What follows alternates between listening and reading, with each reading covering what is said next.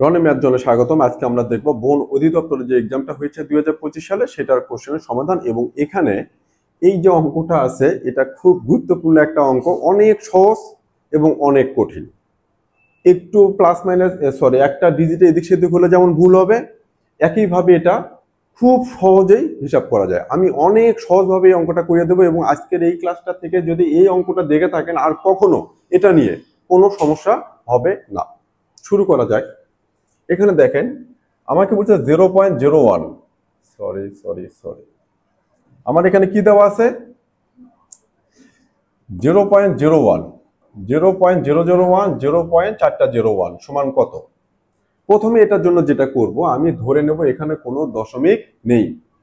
তাহলে 1 1 1 সব শেষে যে নাম্বারগুলো আছে সেগুলো গুণ করব। এখানে একটা কথা, সেটা একটু পরে দেখাচ্ছি, আগে এই অঙ্কটা সমাধান করি, তারপরে ওই প্যাটার্নটা দেখায় দেব। কি করব, 1 1 কে 1, 1 1 কে 1, তাহলে এই তিনটায় 1 গুণ করলে কত 1। আচ্ছা, এবার এই যে দশমিক সহজে সংখ্যাগুলো দেওয়া আছে, এই সংখ্যাগুলো গুণ করলে দশমিকের পর কয়টা সংখ্যা হবে, অঙ্ক হবে, সেটা বের করব। এখানে দশমিকের পর কয়টা অঙ্ক আছে, দুইটা। এখানে দশমিকের পর কয়টা অঙ্ক আছে, তিনটা। এখানে দশমিকের পর কয়টা অঙ্ক আছে, 1 2 3 4 5টা। তাহলে এখানে 5টা, 1 2 3টা, 1 2 2টা। তারপরে দশমিকের পরের যে ডিজিট গুলো, তাহলে দশমিক একটা দুইটা 2, দশমিক বাদ 1 2 3, দশমিক বাদ 1 2 3 4 5। তাহলে এখন 5, এই যে এখান থেকে 2 যোগ এখান থেকে 3 যোগ এখান থেকে কত 5 সমান কত হলো 10। 3 দিয়ে 5 5 10। তাহলে এইখানে আমি যে এই গুণগুলো করার পরে যে ফলাফল পাবো, গুণফল পাবো, সেখানে দশমিকের পরে 10টা অঙ্ক হবে। তার মধ্যে একটা অঙ্ক, তার আগে কয়টা শূন্য হবে, তাহলে 1 2 3 4 5 6 7 8 9 দশমিক শূন্য। এবার দেখেন দশমিকের পর কয়টা থাকলো, 1 2 3, আচ্ছা 2 3 4 5 6 7 8 9 10, এই যে এখানে 10 মিলে গেল। তাহলে এখানে দেখলাম দশমিকের পরে যে কয়টা সংখ্যা থাকবে সবগুলোকে আমি কি করব, যোগ করব। যোগ করার পরে কি হলো আমার, এখানে 10টা। তাহলে এখানে দশমিকের পর 10 কোথায় আছে, এই যে এখানে দেখেন 1 2 3 4 5 6 7 8 9 10, এটা আনসার হবে খ। তাহলে আমি কি করব, দশমিকের পর কয়টা করে অঙ্ক আছে সেগুলো যোগ করে তারপরে আমি এখান থেকে কি করব, গুণ করে ফেলবো। এখন এটা তো সবার শেষে এইরকম আছে।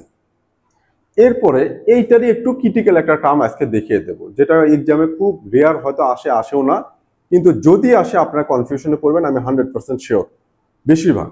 তো আমি সেই কনফিউশনটা একটু দূর করতেছি। এই অঙ্কটা কিন্তু শেষ হয়ে গেল, আমি সবগুলো গুণ করে দিলাম। এখন এইটারই আরেকটা প্যাটার্ন দেখাবো কি রকম। এটা এখন এই ম্যাথটা শেষ, অন্যটার জন্য আমি ধরলাম 0.2 গুণন 0.03, এটা আছে। এখন এইটা কি করব, খুব গুরুত্বপূর্ণ। এটা যখন হবে আমি কি করব, 2 এই যে 3 3 দুগুণে কত আসলো 6।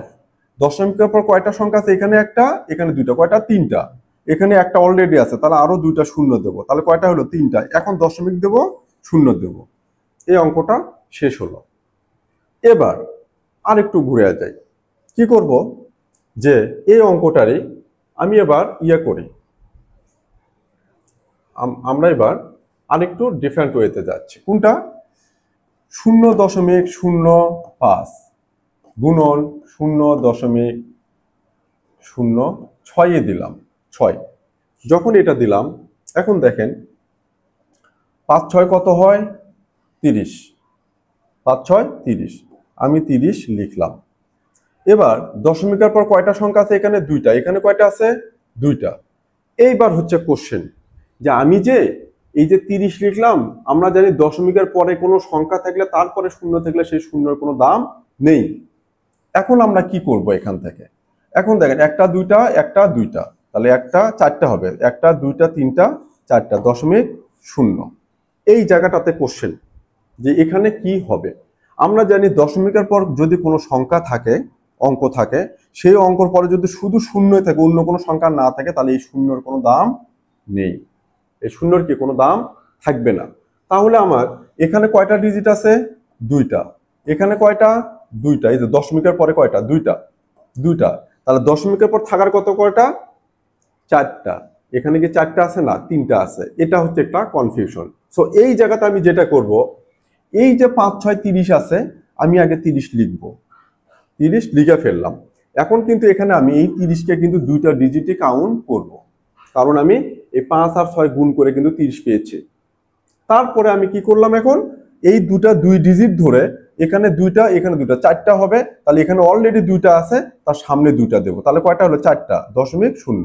তাহলে হয়ে গেল। এখন আপনারা যদি বলেন যে এই শূন্য তো কোনো দাম নেই, হ্যাঁ, না থাক, তখন তাহলে 3 ডিজিটই হবে। কিন্তু আমরা 4 ডিজিট মিলানোর জন্য এখানে শূন্য ব্যবহার করব।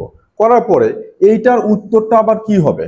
এখন অপশনে এটাও থাকতে পারে 0.003। এটা কিন্তু রাইট। এটা কি হবে? রাইট হবে। কিন্তু আমরা যখন এখান থেকে গুণ করলাম তখন কিন্তু আমরা এটা পেলাম। এটা পাওয়ার পরে আমি চাইলেই শূন্যকে কেটে দিয়ে আমি এটা দেব। এখন এখানে এই শূন্য বাদ দিয়ে আমি যদি সামনে এমন করি যে 5 6 30, দুইটা সংখ্যা, দশমিক দশমিক দিলাম, হয়ে গেল।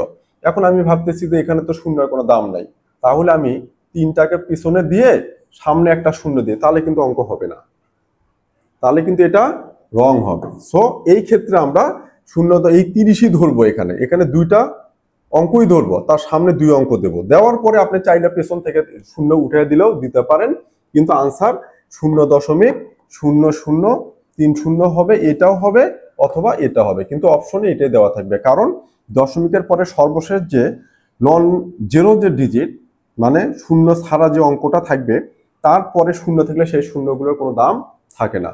আশা করি এটা বুঝাতে পেরেছি। ধন্যবাদ।